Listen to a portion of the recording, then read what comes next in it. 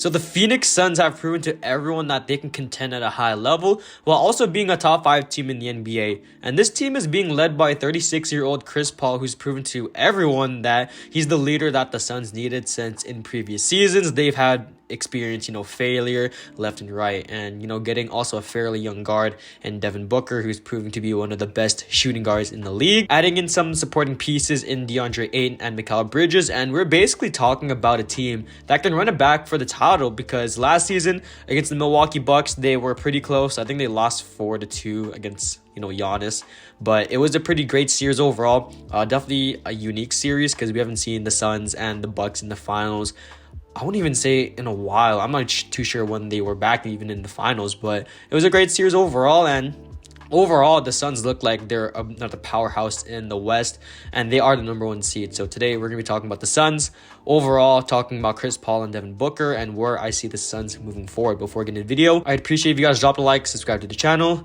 and let's get into the video. So the Suns previously in past seasons have been fairly horrible. Last year was the only time they made the playoffs since the Steve Nash era, which is pretty amazing in itself. The Suns previously in last seasons have been fairly horrible, as last season was the only time they made the playoffs since the Steve Nash era, which was around like 2009, 2010. They put some great pieces alongside Devin Booker throughout the decade, and it looks like it's pretty much paid off.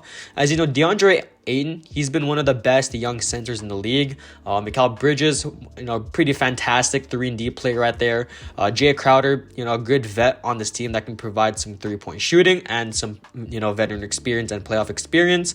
And, having a great supporting cast, in JaVale McGee, Bismack Biyombo, you got Cam Johnson, Cam Payne, all those guys off the bench. Torrey Craig, it's a pretty great team overall, and the chemistry is pretty much flowing through this whole team. So the Suns, they've ranked 4th in the offensive rating at around 113.7 and 2nd in defensive rating at around 105.8 per ESPN. So they have a great roster and a great head coach, Monty Williams. If I'm being real with you, I didn't know who Monty Williams was previously until, last season, because they didn't make the playoffs. So I think he is a pretty great coach for them. Obviously, him alongside Chris Paul, they look pretty great alongside each other. And, coming to the team, he pretty much changed the dynamic of this team. Because in previous seasons, before last season, they didn't really have a direction, basically, no identity. It was basically just Devin Booker being the focal point of the offense, and overall, it was just a bunch of supporting casts around him. But now they have a lot of good pieces, and Cam Johnson, Chris Paul, who's been playing pretty well this season, DeAndre Ayton, they have a good starting 5. So the 2 players I want to talk about are Chris Paul and Devin Booker. Obviously, everyone knows Chris Paul, he's someone that's going to get you, points and assists every night while also being pretty efficient from the floor. He's basically the Suns' floor general, which they definitely needed, and someone who's going to carry the offense alongside Devin Booker. And that's honestly another thing, is that his connection with Devin Booker looked to be pretty seamless last year, as he pretty much played well alongside Devin Booker, and even this season too, they look pretty great alongside each other. CP3 is averaging around 15 points per game, 5 rebounds and 11 assists and 2 steals on 49% from the field and 33% from 3. So he's been fairly efficient from the field, but that 3 ball could use a little bit of work. He isn't really known to be a 3-point shooter. He's a pretty great 3-point shooter, but nothing he's known for. It's mostly just his passing game and his ability to open up the offense and run the play. So he's mainly doing his damage, obviously through assists, like I said, but also through scoring, as he's averaging basically a double-double. The downsides to his game is that he's 36 years old, so his high level of play can regress anytime soon. Looking at some players, Dwight Howard is one example. He's around like 35 years old. So, with Chris Paul, I don't think he's going to regress as quickly as Dwight Howard. Dwight Howard, he mostly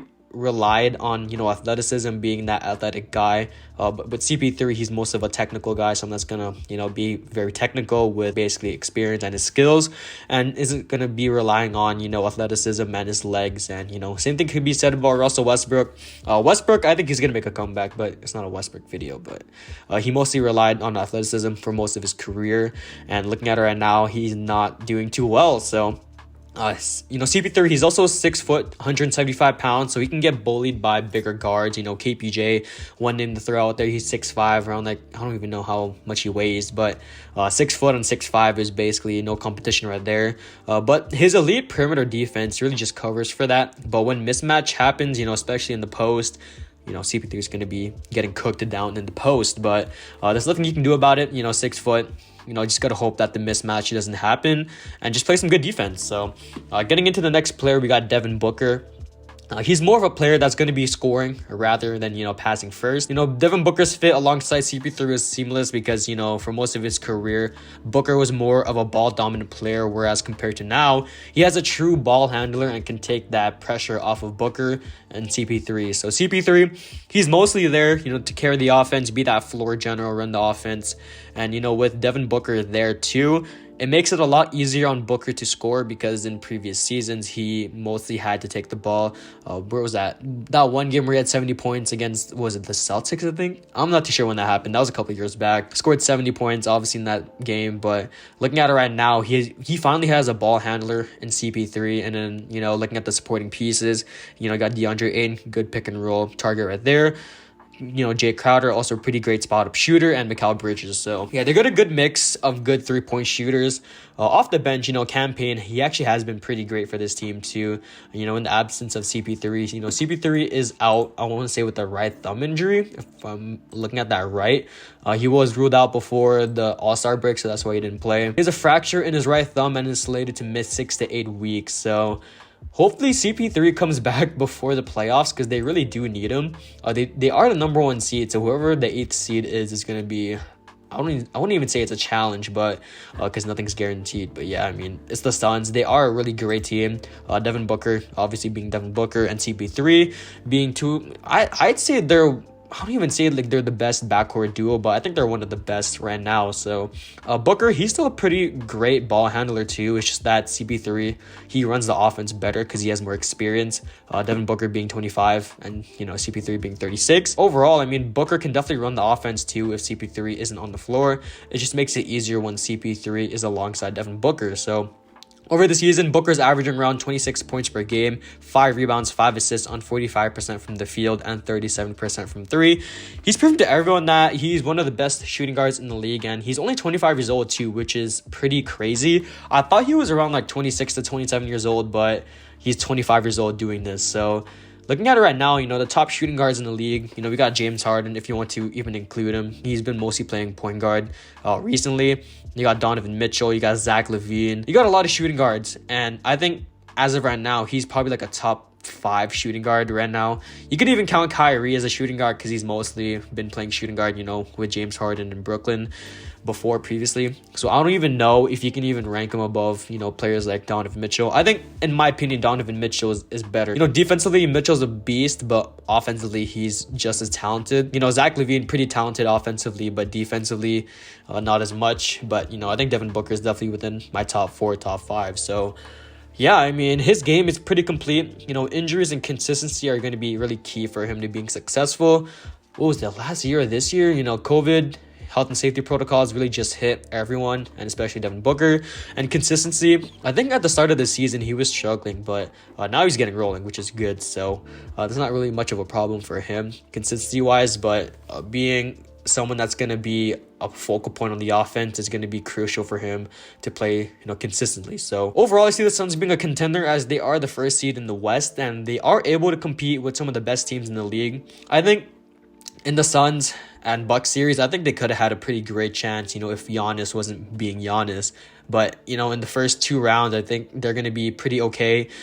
Maybe in the Western Conference Finals, they do have some trouble. They got the Grizzlies there, they got the Jazz, they got the Nuggets, who they could even get Jamal Murray and Michael Porter Jr. back. So with them there in the mix, it could be a little bit more difficult. But looking at other teams, they're pretty much set. Looking at the Western Conference, Golden State is pretty scary. The one thing that's going to set the Warriors back is, Draymond and James Wiseman having those injuries. Dallas Mavericks, I don't really see them as a threat as Luka hasn't really carried the Mavericks past the first round. Minnesota is another team to look out for, but with Kat and D'Lo, I'm not too sure how that offense would work when they're both off the floor. So, yeah, the Suns, their chances are looking very great right now, as the Clippers and the Lakers are also pretty banged up too. So, hopefully the Suns can pull out a win tonight. They do verse, let's see, I never have these up. So, yeah, they do verse the Pelicans tonight at 6 o'clock my time, Mountain Standard Time. Hopefully they can get a dub, and hopefully they can make the finals, because I think this team has a lot of potential. They just have to figure it out. So, that's the video. I'm JDC, and I'm out. Peace.